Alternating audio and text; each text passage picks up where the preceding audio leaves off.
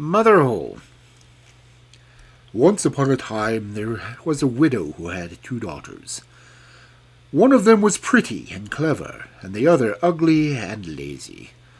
But as the ugly one was her own daughter, she liked her far the best of the two, and the pretty one had to do all the work of the house, and was in fact the regular maid of all work.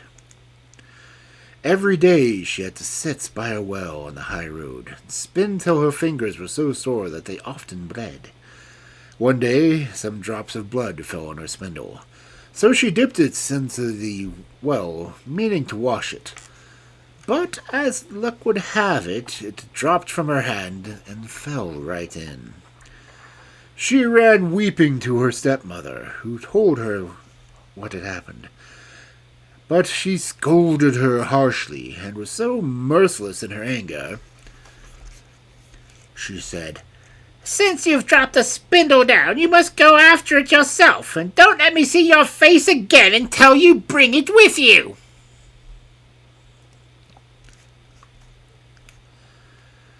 Then the poor girl returned to the well, and, not knowing what she was about, and in the despair and misery of her heart, she sprang into the well and sank to the bottom.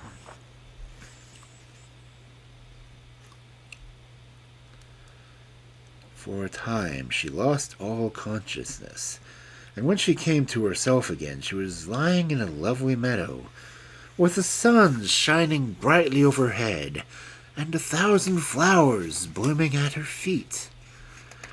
She rose up and wandered through this enchanted place till she came to a baker's oven full of bread, and the bread called out to her as she passed, "Oh, take me out, or I shall be burnt to a cinder.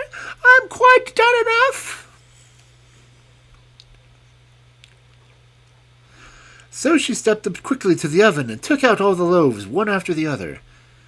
And then she went on a little farther and came to a tree laden with beautiful rosy-cheeked apples.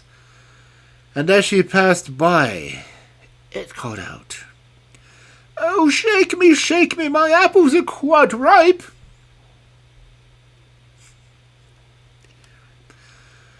She did as she was asked, and shook the tree till the apples fell like rain, and none were left hanging. When she gathered them all up into a heap, she went on her way again, and at length came to a little house, at the door of which sat an old woman. The old dame had such large teeth that the girl felt frightened and wanted to run away. But the old woman called after her, "What are you afraid of, dear child? Stay with me and be my little maid, and if you do your work well, I will reward you handsomely. But you must be very careful how you make my bed. You must shake it till the feathers fly. Then people in the world below say it snows, for I am Mother Holle."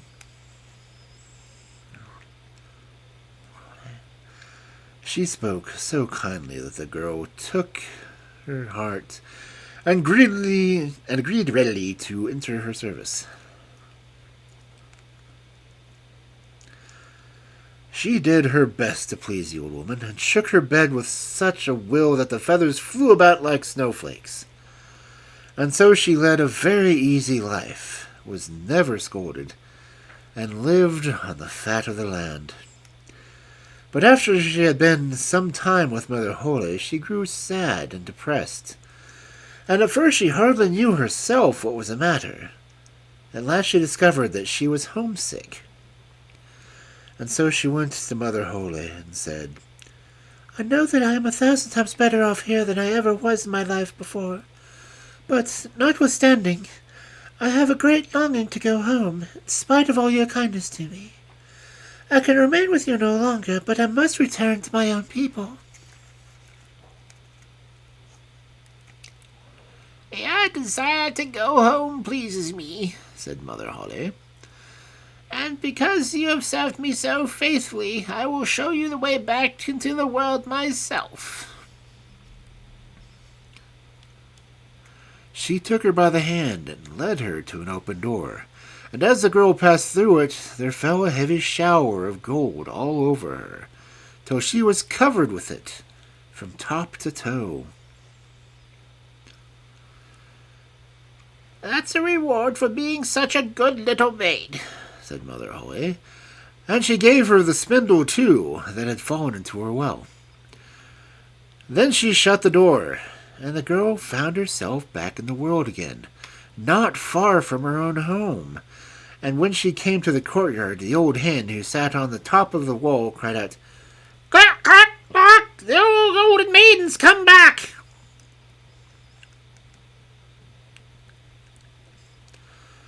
Then she went to her stepmother, and as she had returned covered with gold, she was welcomed. She proceeded to tell all that had happened to her, and when the mother heard how she had come by her riches, she was most anxious to secure the same luck with her idle, ugly daughter. So she told her to sit at the well and spin. In order to make her spindle bloody, she stuck her hand into a hedge of thorns and pricked her finger. Then she threw the spindle into the well and jumped in herself after it. Like her sister, she came too in the beautiful meadow and followed the same path. When she reached the baker's oven, the bread called out as before, "Oh, take me out, or I shall be burnt to a cinder. I am quite done enough." But the good-for-nothing girl answered, "A pretty joke indeed, just as if I should dirty my hands for you."